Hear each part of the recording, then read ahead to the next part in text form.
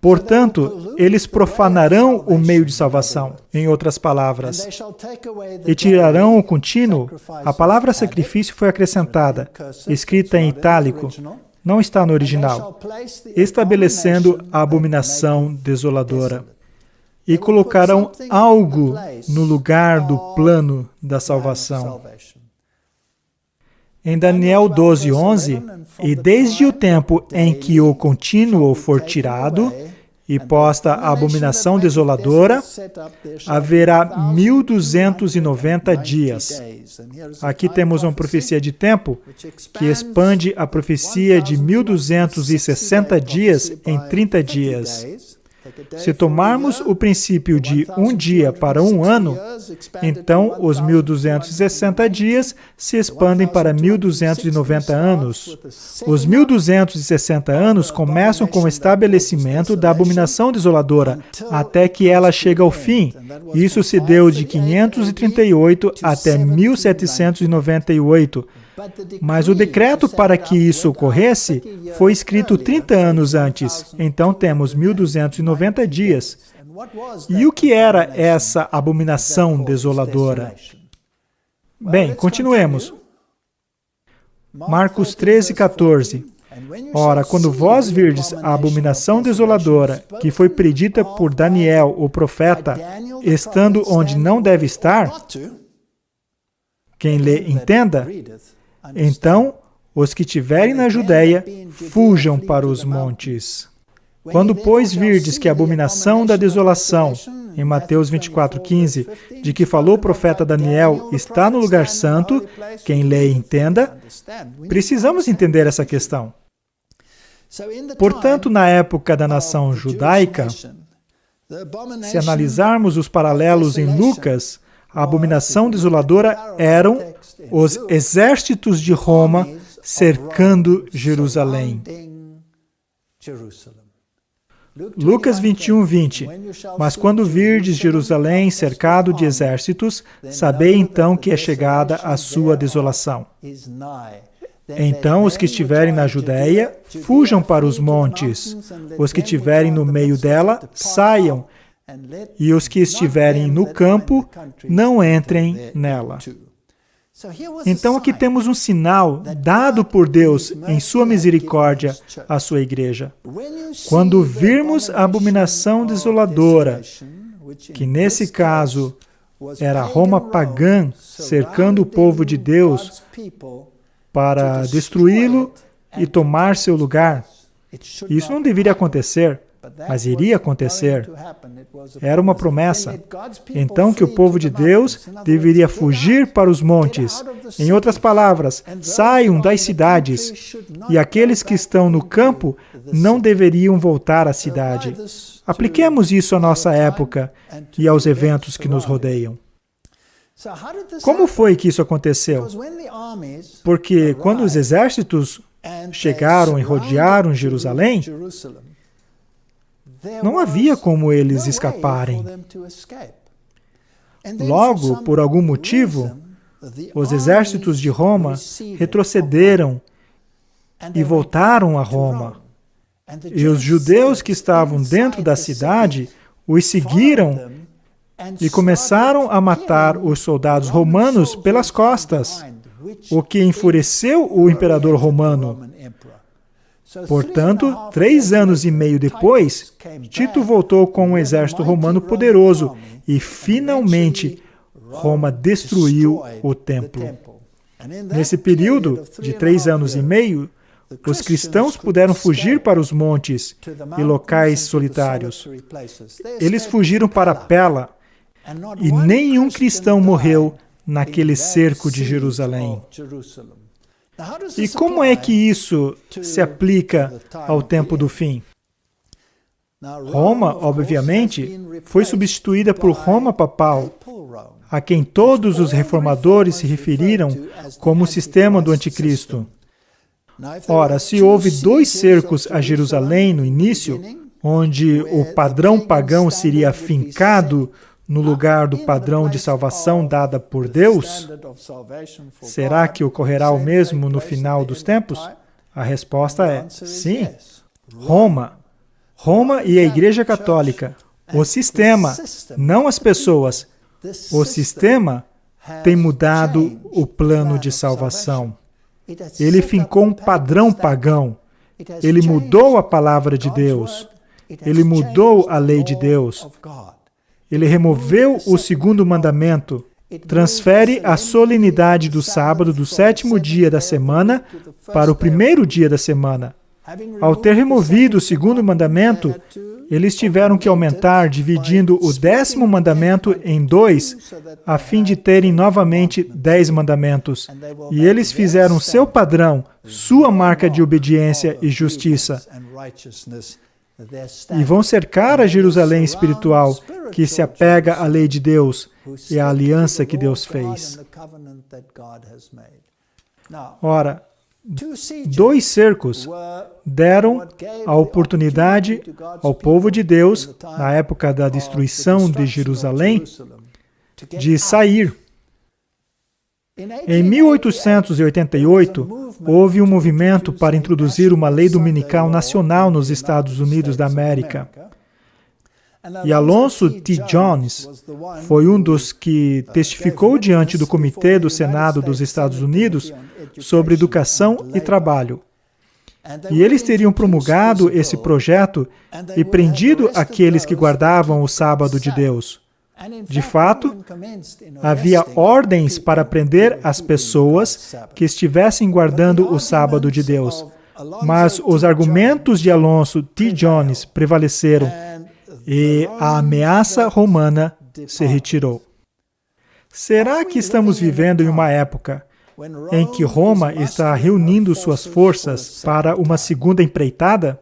Precisamos manter os olhos abertos. Isso não é conspiração, irmãos. Isso é o estudo dos sinais dos tempos. Precisamos estar atentos aonde estamos na corrente do tempo. O Papa Francisco, em sua encíclica Laudato Si, sobre o cuidado da casa comum, solicita a introdução do domingo como um dia de descanso para dar descanso ao meio ambiente e permitir que as famílias se reúnam. Isso viola a lei de Deus que diz: lembra-te do dia de sábado para o santificar. 6 dias trabalharás e farás toda a sua obra, mas o 7º dia é o sábado do Senhor, teu Deus. Então, o sistema católico romano está solicitando que o mundo legisle a introdução do domingo no lugar da lei de Deus. Portanto, a abominação desoladora está, mais uma vez, indo além dos limites. Ainda não tem o poder para fazer isso. O Papa Francisco disse que a pandemia do coronavírus é a resposta da natureza à inação humana quanto às mudanças climáticas. Para mim, isso é impressionante. Ou seja, estamos preocupados com a natureza, mas não com a soberania do Deus dos céus? O Papa Francisco diz que ele acredita que a pandemia do coronavírus chinês é certamente a resposta da natureza à falha por parte da humanidade de tratar as catástrofes parciais acarretadas pelas mudanças climáticas induzidas pelos seres humanos. Perguntado pelo jornalista britânico Austin se a crise do Covid-19 é uma oportunidade de conversão ecológica, o pontífice reafirmou a sua crença de que a humanidade provocou a natureza ao não responder adequadamente às crises climáticas. Quem são os poderes que ele vai usar para fomentar a sua agenda? Bem, aqui tem um artigo, onde o Trump alerta que os Estados Unidos terá 2 semanas muito dolorosas em meio à pandemia do coronavírus.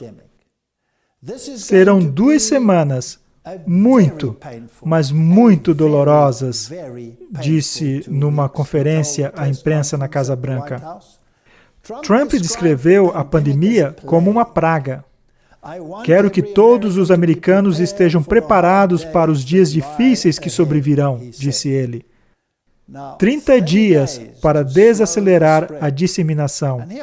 Eis aqui 3 pessoas em cargos de liderança para garantir que o público acate a legislação que serão apresentadas. Ora, quem são essas três pessoas? Bem, Donald Trump, obviamente, o presidente dos Estados Unidos, Mike Pence, o vice-presidente, e tem uma terceira pessoa aqui. Vamos ver quem é. Se trata de Anthony Fauci. Sem dúvida, Trump enfrentará surtos surpresas de doenças infecciosas. Agora, eu quero que vocês atentem para a data, 11 de janeiro de 2017. Anthony Fauci, médico diretor do Instituto Nacional de Alergia e Doenças Infecciosas, disse que, sem dúvida alguma, Donald Trump será confrontado com um surto surpresa de doença infecciosa durante sua presidência. Em 2017? Quem é esse homem? Fauci liderou o Instituto de Doenças Infecciosas e Contagiosas por mais de 3 décadas, assessorando os últimos 5 presidentes sobre ameaças globais de saúde. Desde os primórdios da epidemia de AIDS na década de 1980 até o atual surto do vírus da Zika. Esse é o homem que move o cetro quando se refere à pandemia e doenças contagiosas. O que me impressiona é que todas as 3 pessoas nessa foto, Donald Trump, Mike Pence e Anthony Fauci, são pessoas educadas por jesuítas. Todos frequentaram escolas e universidades jesuítas. É interessante notar que ele fez esse discurso em 2017, durante um fórum sobre preparação para a pandemia na Universidade de Georgetown, notadamente uma instituição jesuíta. Fauci disse que a administração Trump, além de ser desafiada por ameaça de saúde globais contínuas como gripe e HIV, mas também por um surto surpresa de doenças. A história dos últimos 32 anos que atuei como diretor desse instituto dirá à próxima administração que, sem dúvida, eles se depararão com os desafios que seus predecessores enfrentaram, declarou ele. Embora observadores tenham especulado desde sua eleição como Trump reagirá a esses desafios, Fauci e outros especialistas de saúde disseram na terça-feira que a prevenção de pandemia de doenças geralmente começa no exterior e que uma reação adequada significa, além de uma colaboração entre os Estados Unidos e outros países, mas também entre os setores públicos e privados de saúde. Definitivamente seremos surpreendidos nos próximos anos, disse ele. Ora, será que essas são as únicas pessoas nesse fórum? O Dr. Fauci dedica-se ao serviço público, tendo concluído o ensino médio em uma escola jesuíta. Esse é o Catholic Courier, que se gaba do fato de que as pessoas que estão liderando a administração nos Estados Unidos são, em sua maioria, de formação jesuíta. Vamos analisar Mike Pence, que deve se encontrar com o Papa Francisco no Vaticano na próxima semana. Isso foi em janeiro de 2020. Há declarações interessantes que podemos ressaltar. Obviamente, como já declaramos em palestras anteriores, esse homem também recebeu formação jesuíta. Nenhum detalhe foi revelado acerca da visita. Sam Brownback, embaixador itinerante para a Liberdade Religiosa Internacional, esteve presente na sessão de abertura na terça-feira da iniciativa que foi descrita pela embaixadora Gingrich como um diálogo voltado a promover a paz, liberdade religiosa e harmonia interreligiosa entre cristãos, muçulmanos e judeus. Foi inspirada, disse ela, pelo documento de 2019 sobre a fraternidade humana em prol da paz mundial e a convivência comum. Uma declaração conjunta do Papa Francisco e o Grã-Imã de Al-Azhar em Abu Dhabi, que foi assinada nos Emirados Árabes Unidos. Para mim, o que vem a seguir é bem interessante. O cardeal Miguel Ayuso, presidente do Pontifício Conselho para o Diálogo Interreligioso, esteve presente na reunião. De acordo com as considerações de Gingrich, ele disse: foi apropriado que suas discussões se realizassem na Pontifícia Universidade Gregoriana, que obviamente é a principal universidade jesuíta. Disse Gingrich, citando São João Henrique Newman, que a Universidade Católica deveria auxiliar no discernimento da verdade. Ora, isso é incrível. Os jesuítas foram criados para um único propósito, e somente um: a destruição do protestantismo. Não havia crimes que eles pudessem ser enquadrados se os cometessem. Eles fariam qualquer coisa em seu poder, desde assassinatos a quaisquer meios que tivesse à disposição para chegar onde queriam. E deveriam estar em cargos públicos, a fim de que pudessem se apossar dos reinos de poder para que o sistema papal católico romano pudesse ser restabelecido em sua antiga glória de controle dos assuntos da humanidade. É interessante que se refiram a uma universidade jesuíta e a João Henrique Newman. João Henrique Newman, obviamente, foi o protestante, por assim dizer, que deixou o movimento de Oxford. E muito se deve a ele o fato de o protestantismo na Inglaterra ter sido destruído e enfraquecido ao que é hoje. Não há vestígio de protestantismo que tenha restado, como consequência de João Henrique Newman. Esse protestante apóstata foi honrado ao ser acolhido no sistema católico romano, onde se tornou cardeal.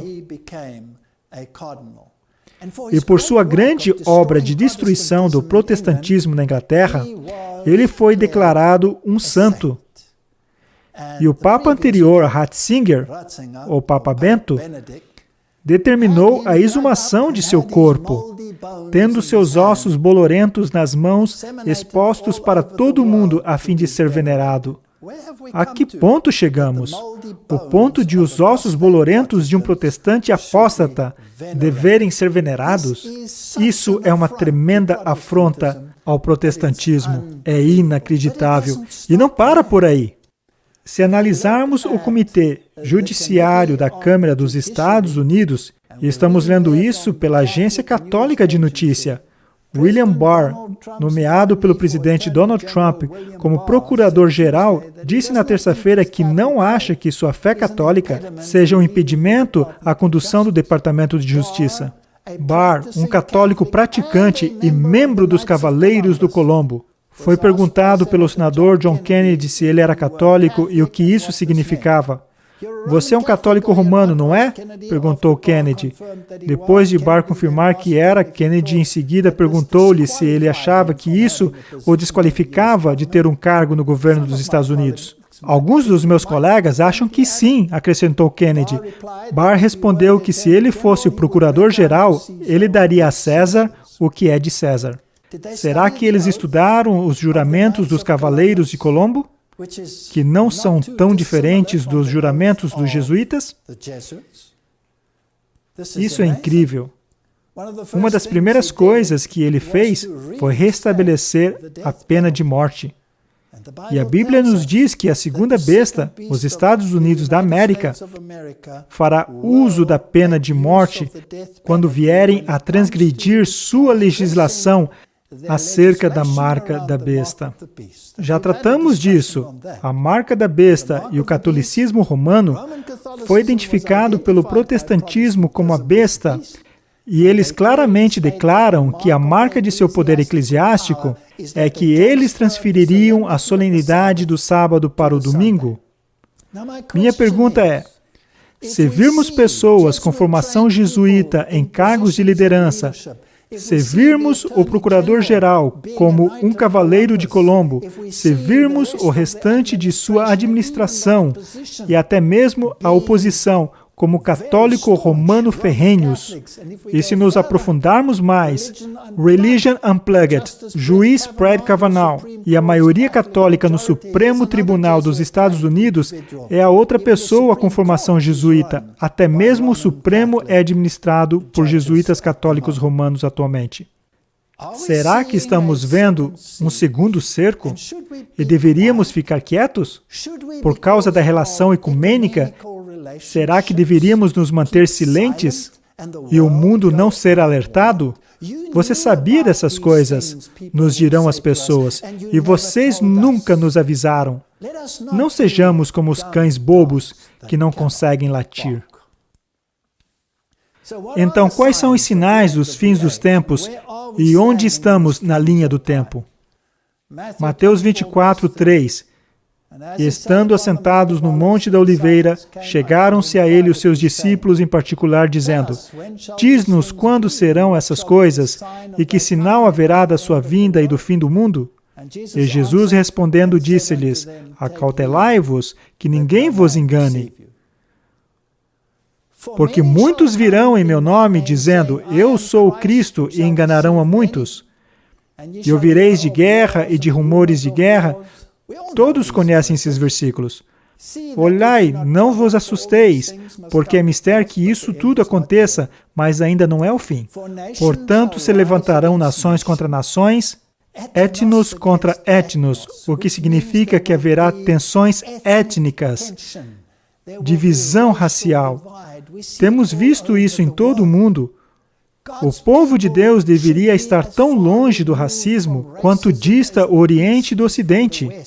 Deus nos deu uma comissão para atingir cada tribo, povo e nação no mundo. Em Deus não há preconceito, porque de um só sangue fez toda a geração dos homens, diz as Escrituras. E reino contra reino, então haverá conflitos nacionais. Nós os temos em todo o mundo. E haverá fomes, e pestes, e terremotos em vários lugares. Estamos vendo todas essas coisas. Não vou fazer uma palestra sobre os sinais dos tempos. Todo mundo sabe disso. Mas todas essas coisas são o princípio de dores. Então, a questão final será: vos hão de entregar para serdes atormentados, e matar-vos-ão. Isso foi uma previsão para aquele tempo e uma previsão para o tempo do fim. Esse segundo cerco de Roma finalmente tentará destruir os últimos vestígios do protestantismo na Terra. E o que é o protestantismo? O que é um protestante fundamentalista? É alguém que acredita em toda a palavra que está nas Escrituras de Deus. Alguém que crê que os preceitos de Deus são válidos até os dias de hoje. Então vos hão de entregar para serdes atormentados e matar-vos-ão, e sereis odiados de todas as nações por causa do meu nome. Não é somente o coronavírus que está afligindo o mundo atualmente. Hoje em dia, temos pragas gigantescas de gafanhotos que vão destruir a cadeia alimentícia na África. E já o zumbido de milhões de gafanhotos em movimentos são quebrados pelos gritos dos fazendeiros e clangor de potes e panelas. Mas seus esforços parecem ser em vão. Estão esperando mais ondas desses gafanhotos. Haverá fome. Podemos esperar isso. Não se trata de fomentar o medo, mas de uma predição. E é interessante o que o Volternet pergunta: o que 30 mil soldados estão fazendo na Europa sem máscaras? O que é essa mobilização de enorme força militar, supostamente para exercício? Por que todas essas coisas estão acontecendo? Por que o exército está se posicionando em todos os lugares para auxiliar e também para controlar? O que eles disseram em meu próprio país? Não disseram que governariam com punho de ferro e não tolerariam nenhuma dissidência?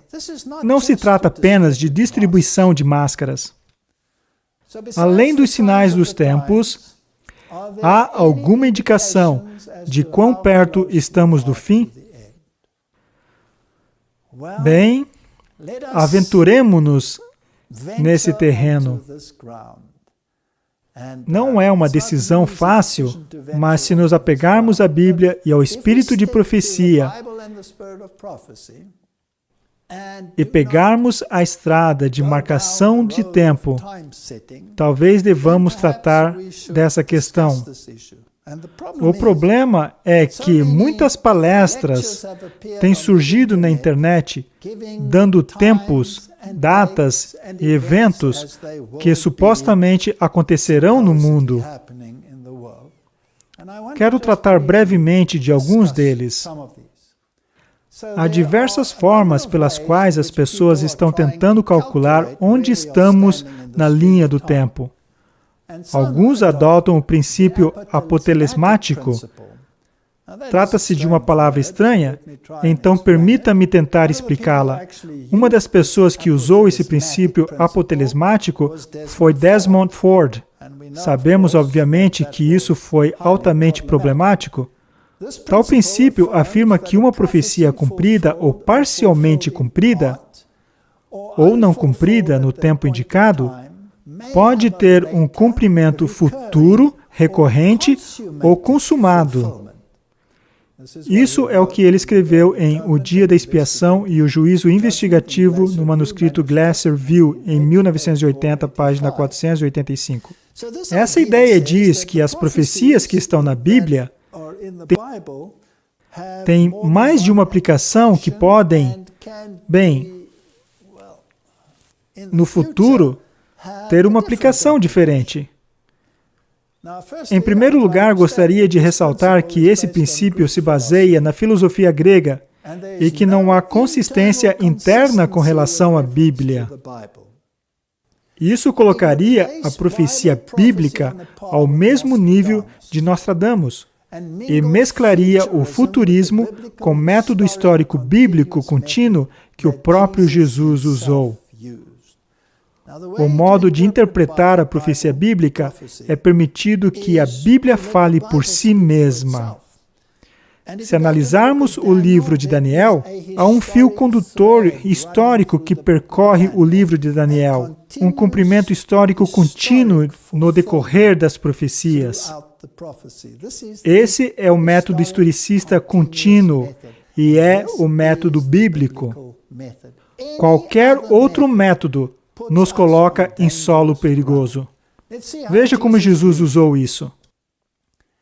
O próprio Jesus usou o método historicista para interpretar Daniel ao anunciar: o tempo está cumprido e o reino de Deus está próximo.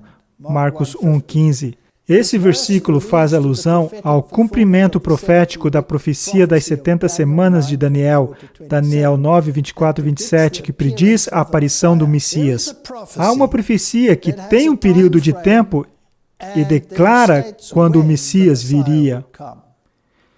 E essa profecia, se calcularmos, chega ao ano 27 da nossa era, e que é exatamente o ano em que Jesus iniciou seu ministério, aos 30 anos de idade, mas nosso calendário está errado e qualquer enciclopédia infantil nos dirá isso. Portanto, quando ele tinha 30 anos de idade, era na verdade o ano 27 da nossa era.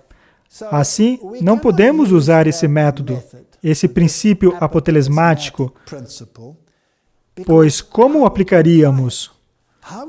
Como, por exemplo, pegaríamos a imagem de Daniel 7, que são um contínuo histórico contando-nos como surgirão os reinos, o primeiro semelhante a um leão, Babilônia, o segundo semelhante a um urso, que é Medo-Pérsia, o terceiro semelhante a um leopardo, com 4 asas e 4 cabeças, que foi o Império Grego, logo o animal terrível, que foi Roma, os 10 chifres, os poderes europeus que surgiram desse sistema. Esse é o fluxo histórico contínuo. Se quisermos pegar essa profecia e aplicá-la ao futuro, teremos que usar essas imagens e indicar outras questões a essas imagens. Então, poderíamos, por exemplo, dizer que o leão é o símbolo da Inglaterra atualmente. Portanto, poderia estar se referindo à Inglaterra. A águia é o símbolo dos Estados Unidos da América. pois esse é o seu símbolo. E o urso, poderíamos torná-lo um símbolo da Rússia, e poderíamos criar qualquer símbolo que quisermos.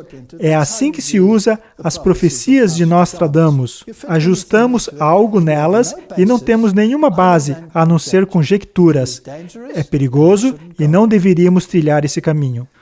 O segundo princípio que as pessoas usam para fazer profecias de tempo é que algumas adotam o princípio do jubileu de calcular o tempo do fim com precisão. Elas contam os jubileus desde a época de Adão até os nossos dias. Tem algumas palestras a esse respeito. E algumas pessoas creem que a vinda de Cristo está iminente, talvez no próximo ano ou algo assim, dependendo como mostram os jubileus. E levam em questão de quando o Papa falou na sessão conjunta de Senado e Congresso americano e chegam a essas conclusões. Mais uma vez, como exatamente se determina isso? Tais questões se tornam tão complicadas que no final é preciso muito esforço para continuar com a mesma linha de raciocínio. É muito importante que estudemos o versículo que diz que ninguém sabe o dia nem a hora. Mas vamos analisar esse versículo. Mateus 24:36. Porém, daquele dia e hora ninguém sabe, nem os anjos do céu, mas somente meu Pai. Isso é fascinante. 1 Tessalonicenses 5:1. Mas, irmãos, acerca do tempo e das estações, não necessitais de que se vos escreva, porque vós mesmos sabeis muito bem que o dia do Senhor virá como ladrão de noite. Pois que, quando disserem a paz e segurança, então lhes sobrevirá repentina destruição, como as dores de parto àquela que está grávida, e de modo nenhum escaparão. Mas vós, irmãos, já não estáis em trevas, para aquele dia vos surpreenda como um ladrão. Então, Paulo está dizendo que o povo de Deus não deveria ser pego de surpresa, pois estaria estudando as Escrituras e sabendo os tempos. Analisemos este versículo em Mateus novamente, Mateus 24:36. Porém, daquele dia e hora ninguém sabe, nem os anjos do céu, mas unicamente meu Pai. Ou seja, nem mesmo Jesus sabe os tempos? Em 1865, Tiago White escreveu um livreto intitulado O Segundo Advento. O código para esse livro é SEADV, Segundo Advento. E nele há um estudo muito interessante acerca deste versículo. Leiamos o que ele escreve. Muitos concluem apressadamente deste texto que nada, seja o que for, pode ser apurado com relação ao período do segundo advento. Mas, ao tomarem essa posição, erram grandemente por fazerem essa classe de texto dar muitas provas, mesmo para sua descrença, que ao mesmo tempo agrupa essas declarações contra outras proferidas pelo Salvador da maneira mais clara e direta. Nós discordamos dessa posição. Quando perguntamos sobre os sinais dos tempos, Jesus deu resposta abundante a fim de explicar as circunstâncias no tocante à sua vinda.